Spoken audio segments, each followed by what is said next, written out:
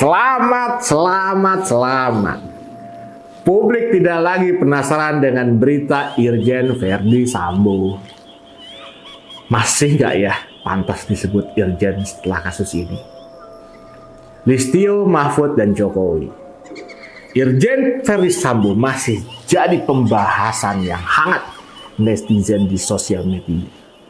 Usai dia ditetapkan sebagai tersangka pembunuhan Brigadir J, berbagai pandangan warganet dilontarkan membuat Sambo masih menjadi trending topik di Twitter. Polri menetapkan Irjen Verdi Sambo jadi tersangka pembunuhan Brigadir J. Hal tersebut diumumkan secara langsung oleh Kapolri. Pengumuman ini disertai pengungkapan banyak fakta hukum baru terkait kematian Brigadir J. Banyak pihak yang terlibat, namun jelas-jelas Verdi Sambo yang menjadi aktor utamanya. Informasi awal menyebutkan bahwa Brigadir J diduga melakukan pelecehan terhadap istri Irjen Sambo, yaitu Putri Chandrawati. Sebelum tewas, Brigadir J disebut terlibat dalam baku tembak dengan Barada Richard Eliezer atau Barada E. Namun narasi itu kini lenyap luruh karena Barada E akhirnya mengaku menembak Brigadir J atas perintah atasannya. Terkait kasus tewasnya Brigadir J, Bapak Ex-Kadif Propam Irjen Sambo ditetapkan sebagai tersangka. Aneka informasi baru tentang status hukum Verdi Sambo menjadi gunjingan netizen Indonesia. Karena cerita yang dari awal mengenai pelecehan seksual sampai kejadian tembak-menembak itu sudah hilang. Netizen Indonesia puas pastinya karena ada kejelasan hukum dari Verdi Sambo sebagai tersangka. Ada beberapa fakta menarik yang bisa kita lihat. Pertama, Verdi Sambo perintahkan Barada E untuk tembak Brigadir J. Pak Kapolri mengungkapkan bahwa Verdi Sambo ini memerintahkan Barada E untuk menembak Brigadir J untuk memastikan peristiwa yang terjadi merupakan peristiwa tembak-menembak. Kedua, tak ada peristiwa tembak-menembak pastinya. Pak Kapolri mengungkapkan fakta baru, dia menegaskan tidak ada peristiwa tembak-menembak gaya koboi seperti laporan di awal. Ditemukan perkembangan baru bahwa tidak ada peristiwa tersebut, yang ada bisa dibilang hanya skenario drama yang diciptakan oleh Verdi Sambo. Ketiga, Verdi Sambo pakai senjata Brigadir J untuk menembak dinding, dia mencoba merekayasa cerita seolah ini terjadi baku tembak. Keempat, ada 11 polisi yang ditahan. Kapolri bilang ada melakukan penempatan khusus terhadap 11 polisi terkait kasus dari Brigadir J ini. Semula awalnya hanya ada 4 personil yang ditahan. Kemudian beliau mengatakan ada 11 personel polisi yang ditempatkan secara khusus. Ada seorang jenderal bintang 2, 2 orang jenderal bintang 1, selain itu ada juga perwira menengah. Kemudian ada 2 komisaris besar, ada 3 ajun komisaris besar polisi dan juga 2 komisaris polisi.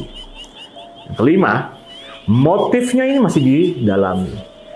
Tim khusus masih terus memeriksa sejumlah saksi terkait kasusnya Brigadir J ini. Kalau kata Pak Mahfud MD itu masih ini terkait 17 tahun ke atas. Yang keenam, Verdi Sambo terancam pasal pembunuhan berencana. Pasal pembunuhan berencana ini bisa diterapkan atas perannya masing-masing. Verdi Sambo pun terancam hukuman mati. Berdasarkan pemeriksaan terhadap tersangka, menurut peran masing-masing, penyidik menerapkan pasal 340 subsidiar pasal 338 Junto 55, 56 KUHP dengan ancaman maksimal hukuman mati, penjara seumur hidup atau penjara selama-lamanya 20 tahun. Ngeri. Kasus ini bisa saja menjadi celah bagi para kadrun untuk menjadikan bahan gorengan dalam membuat rasa ketidakpercayaan publik, distrust terhadap polisi.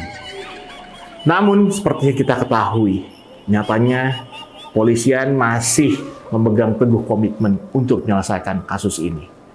Lagi-lagi dan lagi, para kadrun harus gigit jari.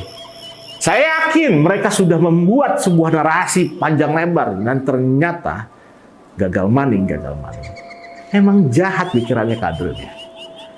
Kasus ini bisa semakin terang benderang karena adanya perhatian khusus dan ketegasan dari Presiden Jokowi. Sebelum keterangan yang disampaikan Kapolri pada Selasa malam, Presiden Joko Widodo tercatat sudah 4 kali memberikan perintah soal kasus ini. Beberapa jam sebelum konferensi pers pada Selasa malam, Presiden meminta agar aparat penegak hukum tidak ragu-ragu. Presiden menekankan bahwa kebenaran harus diungkap sesuai fakta apa adanya. Jangan ragu-ragu katanya. Ungkap aja kebenaran. Jangan ada yang ditutup-tutupi. Ungkap kebenaran itu apa adanya.